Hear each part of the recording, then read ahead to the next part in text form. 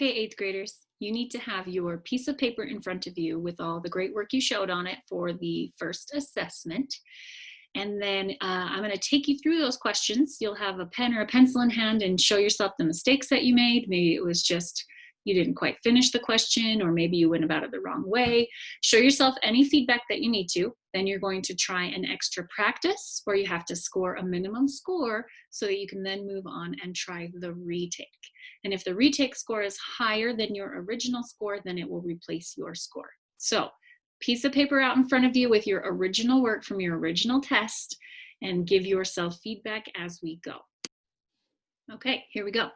First question here is a product of powers.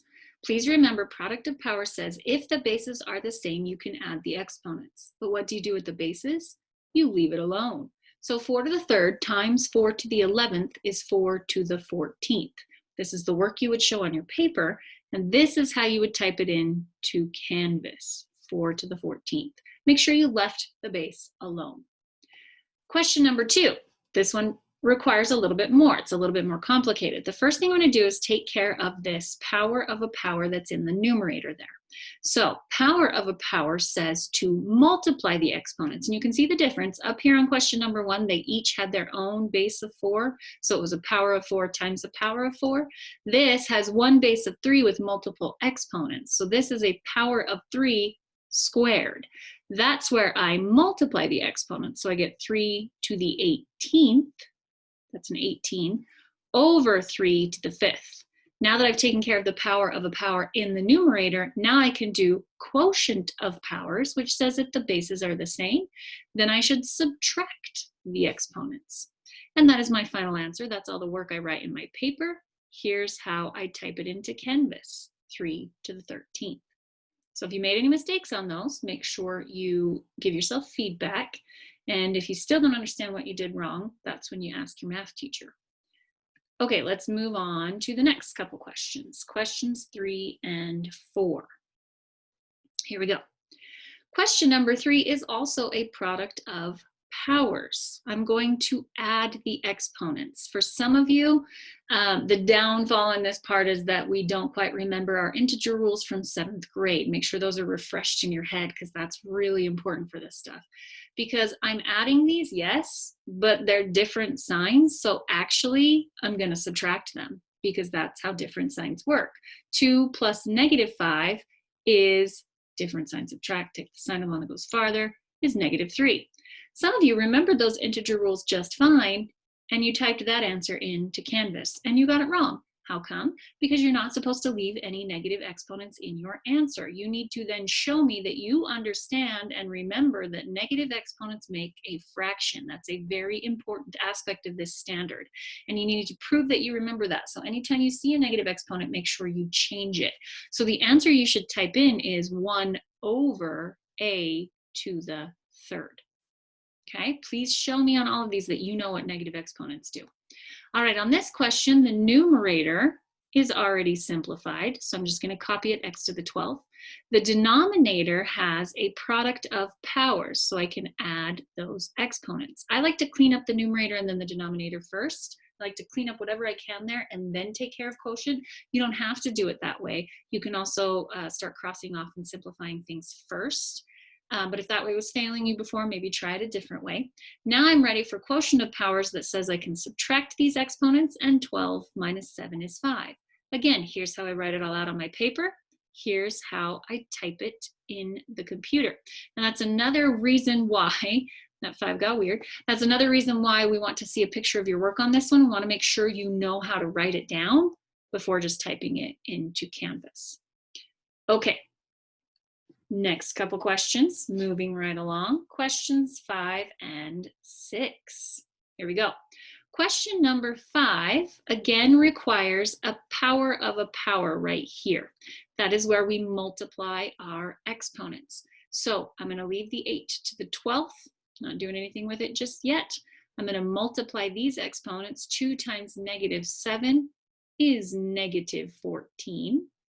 Now I'm ready for product of powers. Notice there's no floating exponents here. Every exponent has its own base. So now I know I'm ready to add these exponents, and that gives me 8 to the negative 2. Again, don't let the integers be your downfall. If you need to type them in a calculator just to really make sure you're getting them right, go ahead and do that.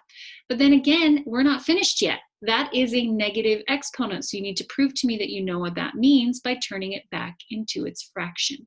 But go ahead and leave it in exponent form. Don't evaluate it, because this whole standard is all about, do you know how to work with things with exponents? So I want you to leave your answers with exponents. So this is 1 over a to the second. That's how you type that in. Exponential form. Question number 6. I cannot clean up anything in the numerator because those bases are different. I cannot clean up anything in the denominator because those bases are different. So I need to go right to my quotient rules.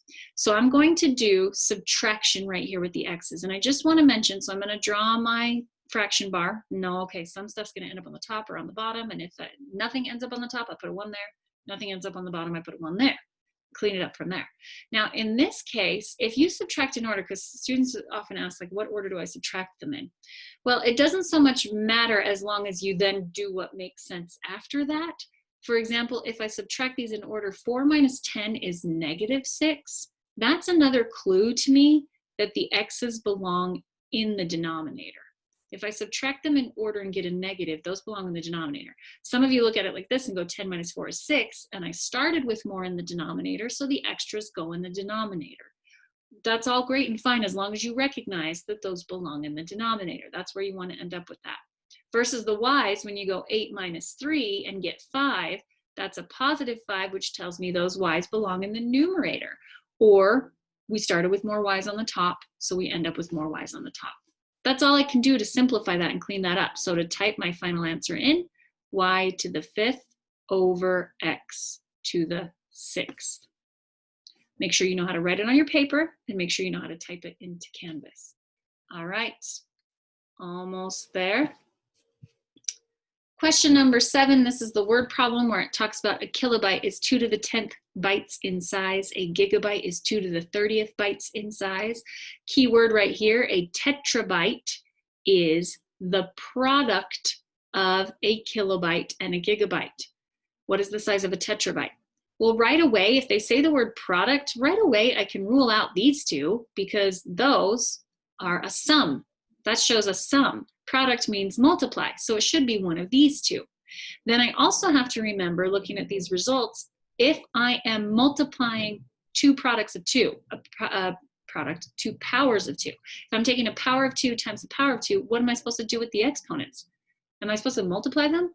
No, I'm supposed to add them. So that one right there, 2 to the 10th times 2 to the 30th equals 2 to the 40th. That's the only one that makes sense for the problem and makes sense with the answer. All right, last one. This last one is those types of problems where you're supposed to change it all to exponential notation and calculate it. It gives you a huge hint in this, and it always will. If it starts you off with 1 power of 3, that tells you that this other number can probably be written as a power of 3. And that's where you can start typing in your calculator and guessing if you don't know it off the top of your head.